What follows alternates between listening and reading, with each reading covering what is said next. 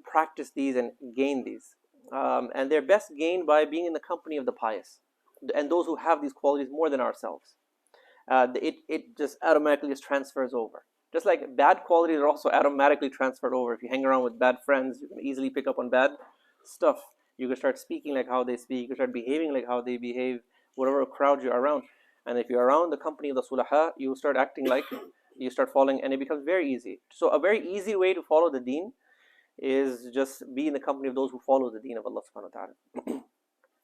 Like for example, the first one here on the list is tawakkul, trust. Now, in Islamic, what's the concept of trust in Allah subhanahu wa ta'ala? We tie our camel. The definition of trust is that you tie your camel and then trust in Allah subhanahu wa ta'ala. Like take the means and then still realize that everything is by Allah subhanahu wa ta'ala. We rely on Allah subhanahu wa ta'ala for everything to function. Everything happens by the will of, not even a leaf falls, but by the will of Allah subhanahu wa ta'ala. And actually, iman and tawakkul, they both go hand in hand. The more iman you have, that means the more tawakkul. It cannot be that you have iman but your tawakkul is low. They both go hand in hand. So tawakkul is like an ingredient of iman.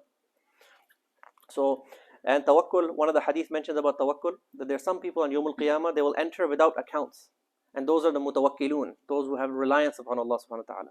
So this is something that we can study, we can learn, and be in the company of the sulaha who have more reliance upon Allah subhanahu wa ta'ala more than us.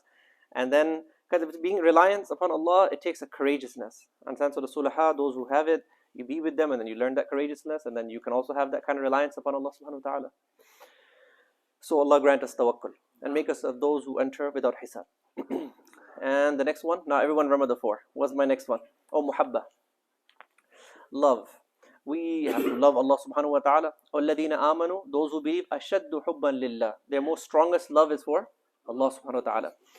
Sometimes when people they're not following the deen of Allah subhanahu wa ta'ala, is because they don't love Allah they don't know Allah subhanahu wa ta'ala. So usually when they come to Islamic classes, they learn a little bit more about Allah subhanahu wa ta'ala, they learn more, they read more ayahs, the more ahadith.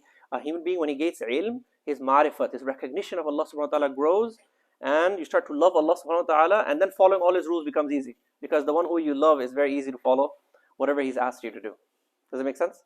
So usually when a person cannot follow some of the teachings is because he does not love. And the reason you don't love is because you don't know. If you knew, then you would love.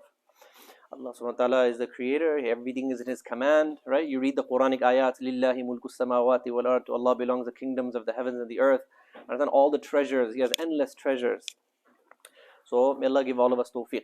And then by reading the Quran, increasing that ma'rifat, and then increasing that love, like the dua of Rasulullah sallallahu alaihi wasallam, Allahumma inni as'aluka hubbak, oh Allah, I ask you of your love, right? Dua of Rasulullah, oh Allah, I ask you of your love, that I start loving you, and I love pious people, and I love pious deeds. These things are very important. Love is very essential. You have to love Allah subhanahu wa ta'ala more. And then all the rules of Islam will become easy. Hijab will become easy, abaya will become easy, all the rules will become easy. At some level we are lacking in love. So may Allah increase us in love. Also love of pious people.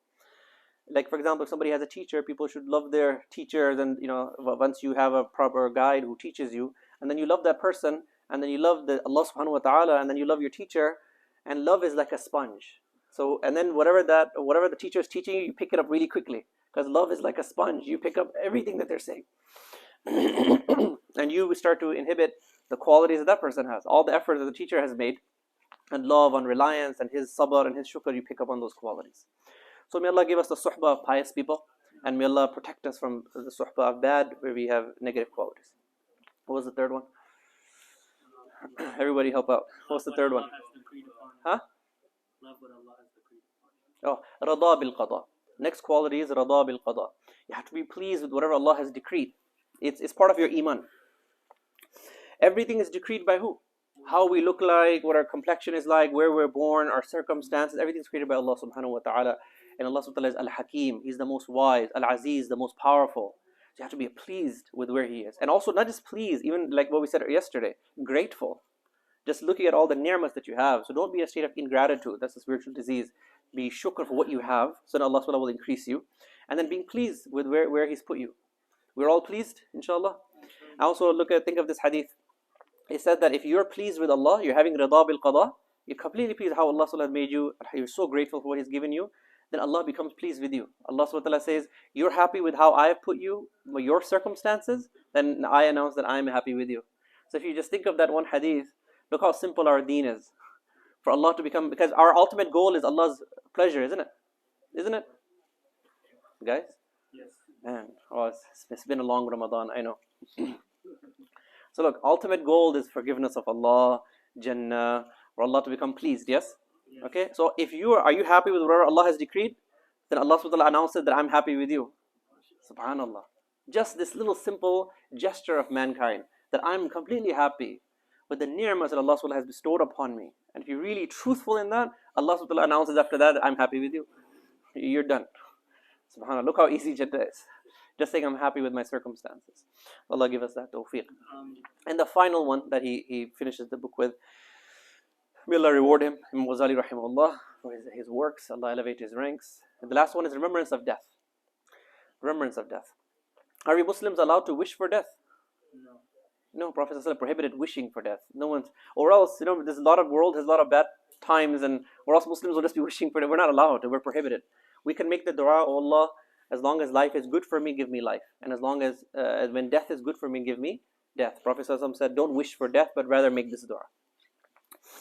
So remember death. Prophet ﷺ said, "Akthiru dhikra hazim al-lazzat." You should mention death a lot.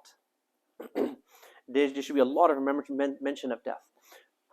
Because when you think of death, it realigns you. When you think of and it's the truth, right? It's yaqeen. The most certain thing is what? Death. Nothing else is certain. But our leaving this world is the most certain thing. There is no ikhtilaf on. Globally, there's no difference of opinion that we all have to leave this world. And that the only mechanism of leaving is death. And that it's very beneficial. Now, irreligious people, they don't want to think about death. If you tell them death, they'll say, stop talking about death. Because you're ruining my appetite. How am I going to have dinner after this? But for Muslims, it's the other way around. We think about what? Death. Even attending janazas, we get reward. We visit graveyards. It's mustahab, recommended for men to visit graveyards. What's the purpose? Why are you visiting the graveyard? Remembrance of death. That's where I'm going. So remembrance of death is part of smart intelligence to people who keep death before them. Okay? Remember that we're passing. It realigns you. It'll just make you a better Muslim. What is it going to do? You're not going to lose energy by remembering death. Do you get it? Somebody might think that, if I think about death, I'm not going to feel good and I'm going to have low energy. No. It'll give you spiritual proper help. You will actually pray better salah. Actually, Prophet ﷺ has also said that we do all our actions as though they're last action. Pray your salah as though it's your last. Spend your Ramadan as though it's your last Ramadan. Understand? Do all your a'mal, your pious deeds as though they're your last. Like, is tomorrow guaranteed? No. Tomorrow's not guaranteed. Anyone can go at any time. So Allah subhanahu wa ta'ala give us tawfiq.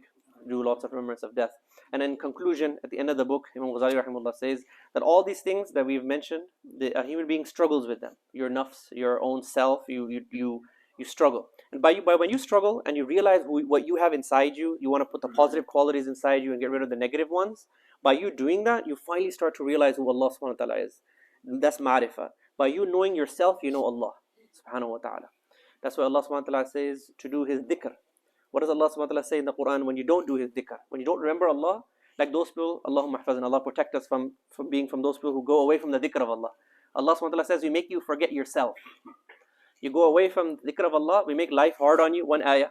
Another ayah, if you go away from if you stop thinking about Allah and remembering Allah and mentioning His name and worshipping your Lord, what's your punishment? He'll make you forget yourself. You forgot your Creator, you forgot why you're here, and you forgot who you are. But more recognition of who you are, the nafs, and what it has and entails, we gain and this is a lifetime struggle. Nobody becomes freed from all these diseases and has all the perfect quality. You become better at it. You become better at it. You become better before you meet Allah subhanahu wa ta'ala. So Allah subhanahu wa ta'ala give all of us tawfiq to do amal. Whatever we have read, Allah subhanahu wa ta'ala give us tawfiq to practice it. Let's make quick dua, inshallah.